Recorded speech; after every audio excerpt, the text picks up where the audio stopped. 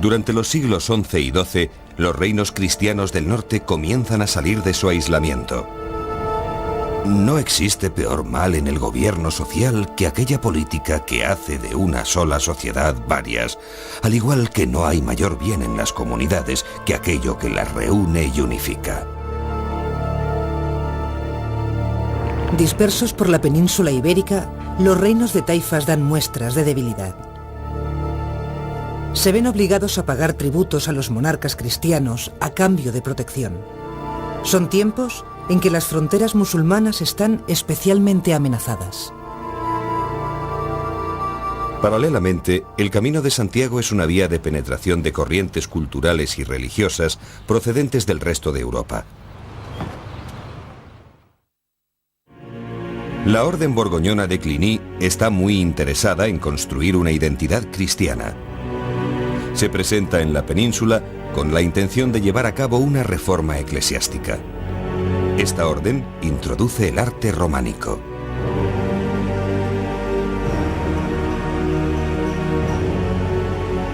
Alfonso VI de Castilla es el primer monarca cristiano que da un aviso serio al Islam.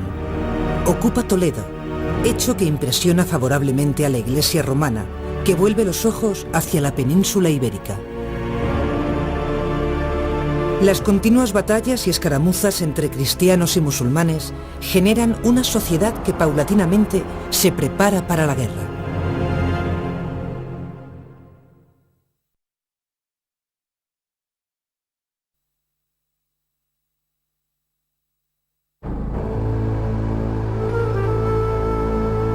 Durante siglos, tres religiones conviven en la península. La construcción de una identidad hispana está en plena génesis. Estamos hablando de una España inexistente, estamos hablando de un hábitat donde la cultura hebrea, la cultura musulmana y la cultura cristiana conviven en la misma medida. Es verdad que lo cristiano está más arriba en el mapa y en tanto que lo musulmán entra por abajo, va subiendo y va oscilando según evoluciona la reconquista, pero yo no hablaría de contribución ni hebrea ni musulmana a lo hispano, porque lo hispano en ese momento es hebreo y es musulmán, son culturas en convivencia. Esta convivencia responde a intereses de tipo generalmente económico o demográfico. No existe un sentimiento de auténtica integración cultural. Aunque musulmanes, judíos y cristianos no sienten un verdadero interés mutuo, sí mantienen cierta tolerancia entre ellos, aunque no es sincera. El caso de Pedro el Venerable, abad de Cluny, es significativo. Encarga una traducción del Corán, pero solo es para atacarlo. El título lo dice todo: la abominable herejía o secta de los sarracenos. La ocupación de Toledo y la llegada de los almorávides con un espíritu fundamentalista desencadenan conductas intransigentes entre las tres religiones que culminarán en la batalla de las Navas de Tolosa.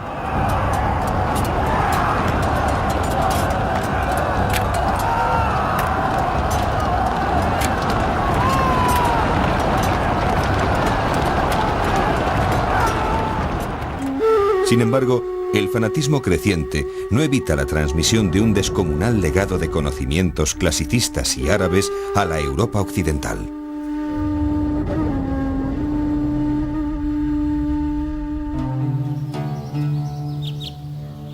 Los reinos de taifas son cada vez más frágiles debido a sus continuos conflictos internos. Cada taifa debe luchar por su propia supervivencia. Esta debilidad es aprovechada primero por los cristianos y después por almorávides y almohades, movimientos islámicos procedentes de África.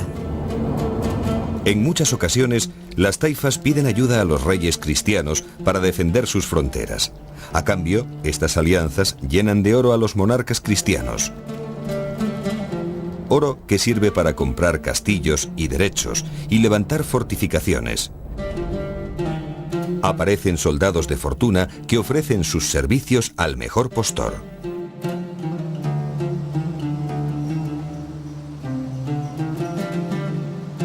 Poco a poco, los reyes musulmanes dependen más y más de los reyes cristianos, que amplían sus reinos.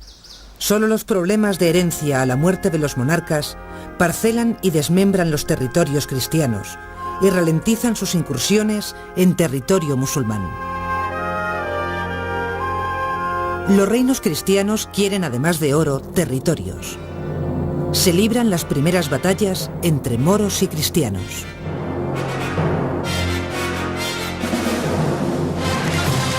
Hoy se recrea este periodo en el folclore del Levante español en las fiestas de moros y cristianos. Libremente se recuerda el vestuario de unos y de otros y alguna de las tradiciones medievales, por ejemplo, la de los torneos. Aquí se prescinde del rigor histórico para fantasear, imaginando cómo debía ser aquella época. Toledo tiene un extraordinario valor simbólico por haber sido la capital cristiana del reino visigodo. Con ciertos delirios de grandeza, Alfonso VI de Castilla pasa a la acción. En 1085 ocupa y repuebla Toledo. El sueño del monarca se ve cumplido. La nobleza y los intelectuales musulmanes le consideran también su rey. Alfonso VI se hace llamar emperador de las dos religiones. Toledo había sido importantísima ya en el mundo antiguo, sobre todo en tiempos visigodos. Después pasó a ser la capital de una de las marcas fronterizas de Al-Ándalus y luego de un reino taifa, que es el que cayó en poder de Alfonso VI. Y era una ciudad pues importante desde el punto de vista religioso, y estaba el primado de las Españas, importante por las comunidades mudéjar y judía que en ellas había, y al entrar allí los cristianos, pues claro, la conquista de Toledo fue decisiva, y por eso la entrada de Alfonso VI en aquella ciudad le permite intitularse rey de las Españas. Desde África, los almohades contemplan la ocupación con consternación. El precio de la conquista y la posterior repoblación es alto. Alfonso VI pierde parte del oro musulmán que cobra como tributo. Además, debe recompensar el apoyo que ha recibido para la conquista de caballeros francos y de los monjes cluniacenses. En un principio, el rey mantiene cierto talante pacífico y se compromete a respetar los bienes musulmanes. Pero la cristianización debe avanzar. Su conducta es cada día más intransigente con los vencidos.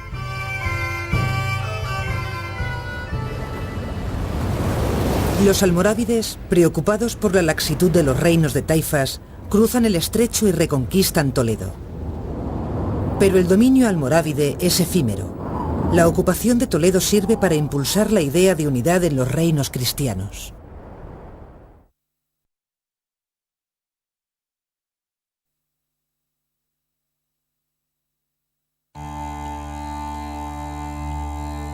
Navarra y Aragón protagonizan diversas uniones y desuniones.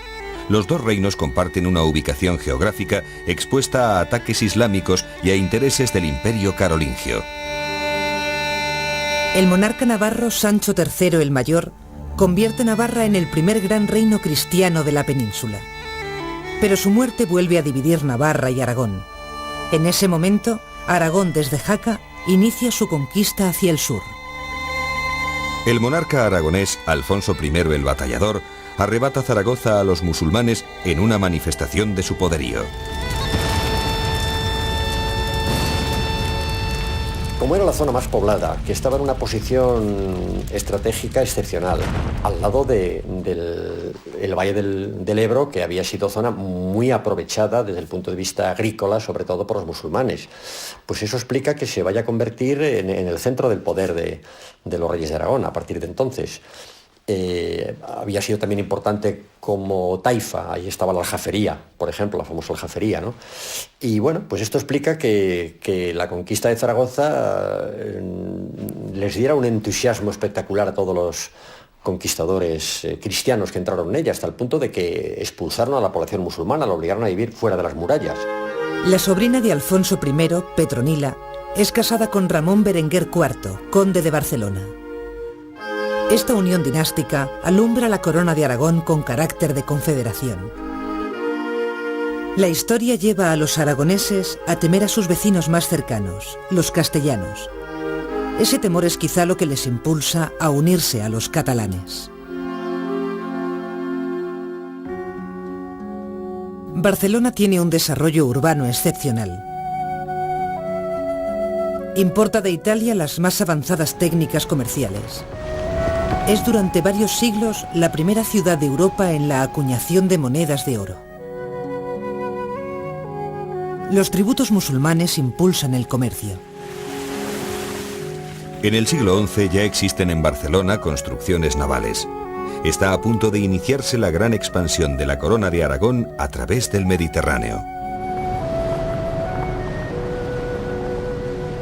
Va a ser la primera gran ciudad mercantil de toda la península ibérica, desde luego mucho antes que las de la costa cantábrica. Pero además de este papel económico que va a ser fundamental en Barcelona, es que el Condado de Barcelona va a ser también el verdadero articulador en torno al cual se van integrando los restantes. De manera que los condes de Barcelona inevitablemente se convierten en el auténtico vértice de la pirámide del poder político del conjunto de la marca hispánica. Factores políticos, el papel del conde de Barcelona, y factores económicos, la posición espectacular en la desembocadura del Llobregat y junto al Mediterráneo de Barcelona, yo creo que son los que le van a impulsar a convertirse en una de las ciudades más pujantes de España medieval, desde luego, y casi de todo el Mediterráneo, podríamos decir. Entretanto, en el resto de la península, otros reinos cristianos mueven sus fichas. El Condado de Portugal, vinculado al Reino de Castilla y León, pasa a ser reino independiente con Alfonso Enríquez, que se proclama rey de Portugal. 7 años más tarde, con la ayuda de una fuerza naval anglo-flamenca, ocupa Lisboa. Un siglo después, los portugueses conquistan el Algarve, definiendo así un territorio que apenas cambiará hasta nuestros días. Los primeros barcos portugueses pronto exploran las costas de Marruecos. Se empieza a perfilar un talante marino que tan buenos dividendos les dará siglos después.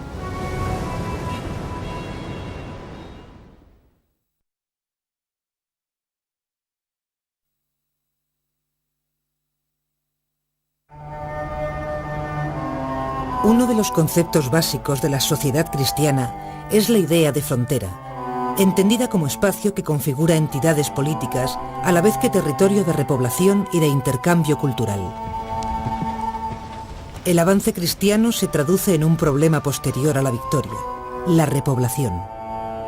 La península tiene durante estos siglos grandes superficies de terreno sin poblar y la llegada de europeos no es suficiente. Los conquistadores tienen muchas dificultades para encontrar colonos. Se llega a aceptar a delincuentes a los que se les perdonan los delitos cometidos.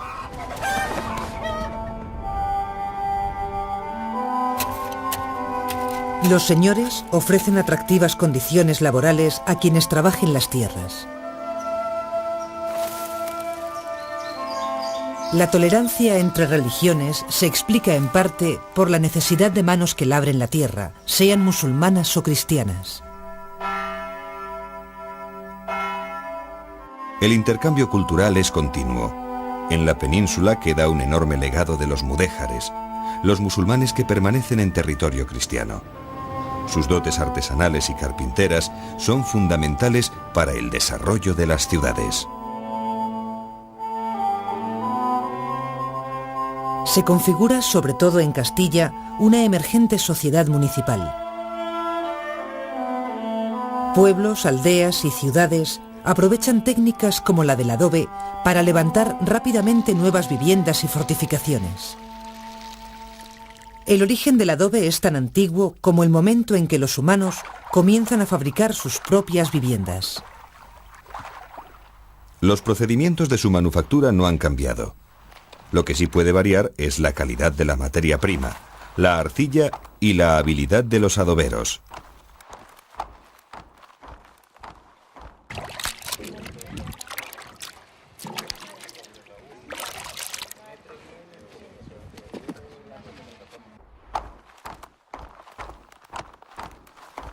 La mezcla ideal contiene un 20% de arcilla y un 80% de arena.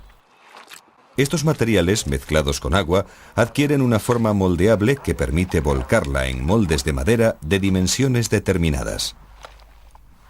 En función de la calidad de la arcilla, se le añade o no algo de paja picada o menuda. El secado al sol completa el proceso.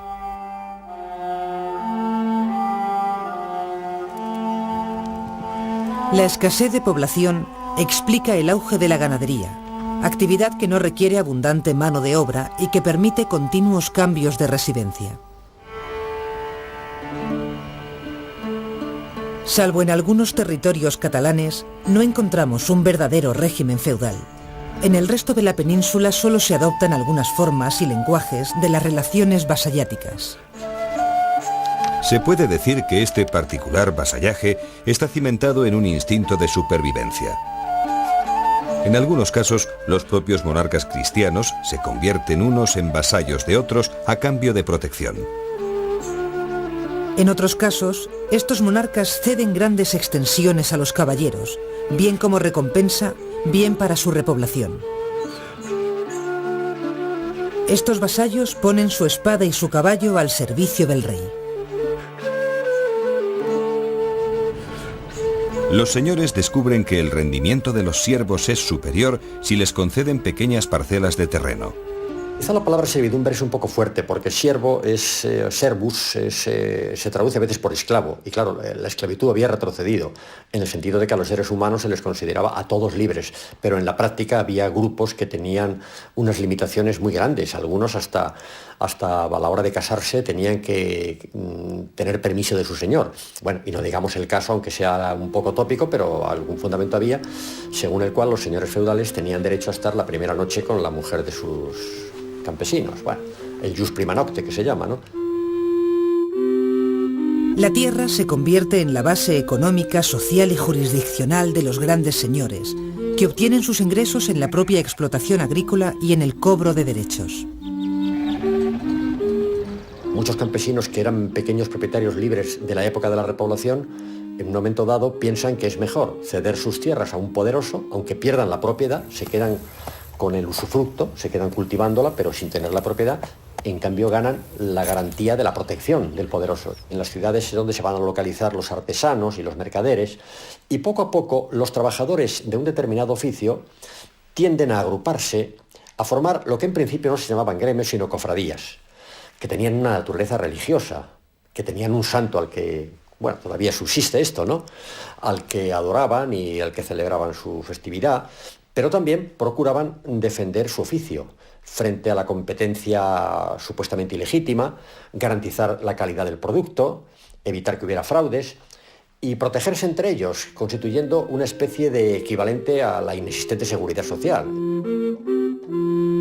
En estos tiempos se configura una heterogénea sociedad estamental que durará hasta el siglo XIX.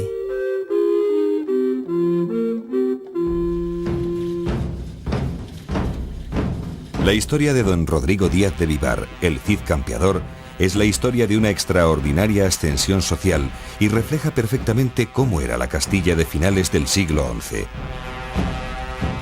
Su vida ejemplifica la gran oportunidad de progreso de este siglo.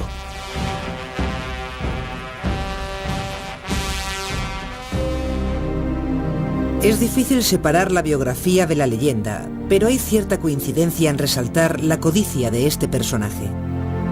Contemporáneo de Alfonso VI, mantiene con él pleitos y alianzas hasta que el monarca lo destierra.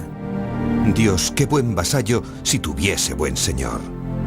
Parece ser que Rodrigo Díaz alternó sus servicios entre cristianos y musulmanes. De hecho, su histórica espada, la tizona, fue forjada por un espadero musulmán. El Cid tuvo un papel relevante en las pugnas por Toledo, Zaragoza y Valencia. El Cantar de Mío Cid es el primer monumento literario que ha llegado hasta nosotros. Se supone que está escrito a mitad del siglo XII y es el gran poema épico de la literatura en castellano. Es la cabeza visible de un género de raigambre, de ascendente clarísimamente histórico. El poema de Mío Cid responde a la verdad de la historia en un porcentaje elevadísimo, la historia de Rodrigo Díaz de Vivar, donde se cuentan su destierro, su enfrentamiento y reconciliación con Alfonso VI, también histórico, la conquista de Valencia, su matrimonio, pues las alianzas con los moros, etcétera, etcétera. De salida todo es historia. Escrito un siglo después de su muerte, la integridad del Cid cala en el gusto del pueblo, y se convierte en un símbolo para la épica caballeresca posterior. Quien escribió el Cid tenía muy claro que la historia lo traía al fresco, no le importaba en absoluto, ni las relaciones entre Rodrigo y Alfonso, ni los matrimonios, ni nada. Él quería crear un héroe, y el Cid se define como poesía, exclusivamente como poesía.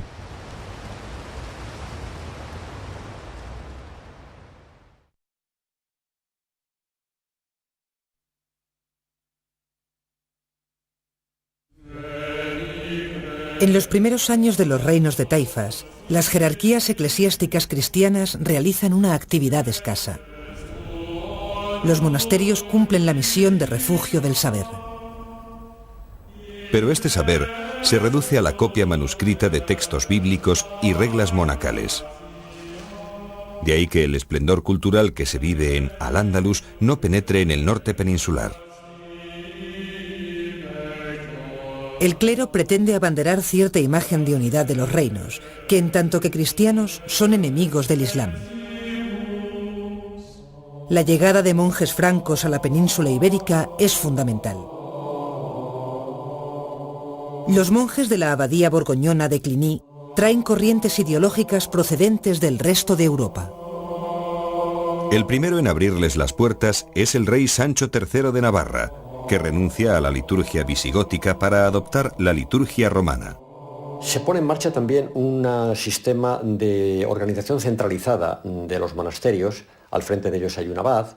Los abades dependen exclusivamente de la Santa Sede, no dependen de los obispos de la diócesis donde están enclavados, sino que dependen directamente de Roma. Un proceso de centralización que va a fortalecer los monasterios. Pero sobre todo, quizá el rasgo más significativo de la reforma cluniacense va a ser el papel decisivo que van a dar a todo lo que tiene que ver con la liturgia.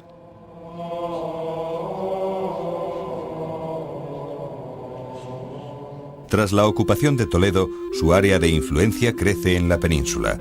Circulan textos de derecho canónico, se celebran concilios eclesiásticos y la cordialidad con los papas no tiene precedentes. En los siglos XI y XII, legados pontificios romanos visitan continuamente la península. La reconquista de Toledo impresiona tanto a la Iglesia de Roma que ofrece indulgencias a quien luche por el bando cristiano.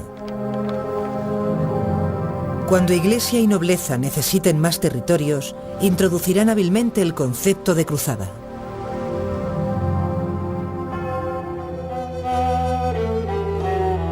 La ruta jacobea supone una estupenda ocasión para repoblar las tierras castellanas.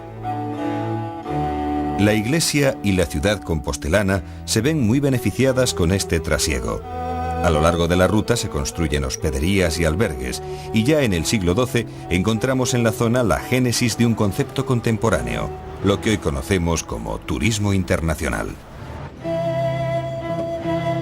No en vano, en 1130, el francés Aymeric Picot escribe La Guía del Peregrino Medieval, considerada por muchos la primera guía de turismo de la historia.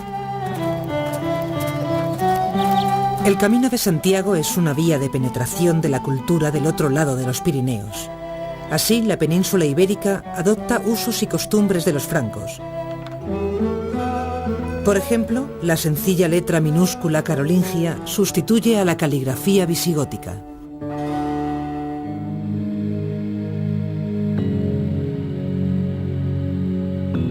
De la mano de la Orden de Cluny, el arte románico se introduce en la península siguiendo dos direcciones. Al oeste sigue la ruta del Camino de Santiago y en el este se extiende por los condados catalanes. Los edificios del románico son austeros, poderosos y equilibrados en una armonía total que pretende expresar la grandeza de Dios. Dos aportaciones fundamentales son el arco de medio punto y la bóveda de cañón, que obliga a construir fuertes muros con escasas aperturas y robustos contrafuertes.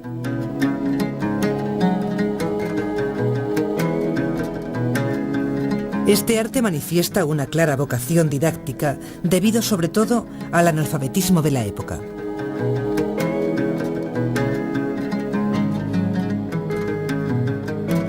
La planta de cruz latina simboliza la cruz en la que murió Cristo. La escultura, integrada en la arquitectura, reproduce escenas de la historia sagrada en capiteles y frescos. La primera muestra de arquitectura románica en la península es el monasterio de San Pere de Roda.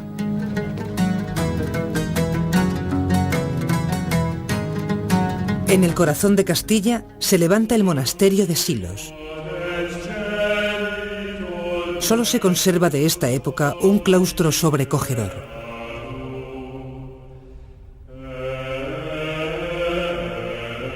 La presencia del gregoriano en nuestros tiempos garantiza la permanencia de este refugio espiritual. Desde la paz y trascendencia de este lugar se sientan las bases teóricas y artísticas del arte románico medieval. A la vera del Camino de Santiago se construyen iglesias en Jaca, Santo Domingo de la Calzada, Burgos y Fromista.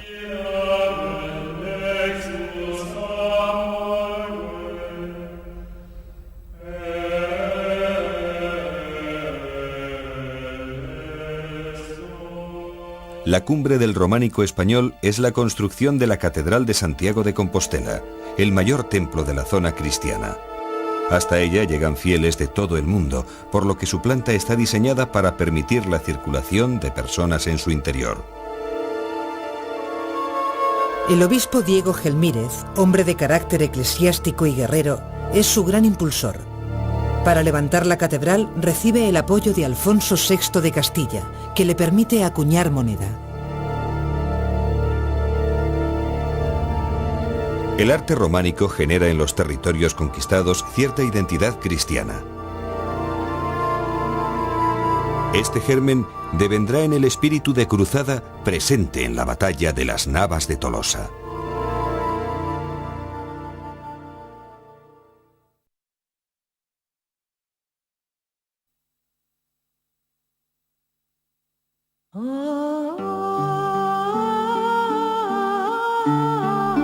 Durante los siglos XI y XII se sientan las bases de la posterior unidad cristiana en la península. La codicia de señores y monarcas, los intereses del clero y la labor de las órdenes militares irán reconquistando territorios desde el norte hacia el sur. Pronto, estos territorios se agruparán en torno a los dos grandes reinos cristianos del final de la Edad Media, la Corona de Aragón y la Corona de Castilla. Así como la serpiente de bronce mata a las demás serpientes, así Cristo, elevado sobre su cruz, destruye a sus enemigos.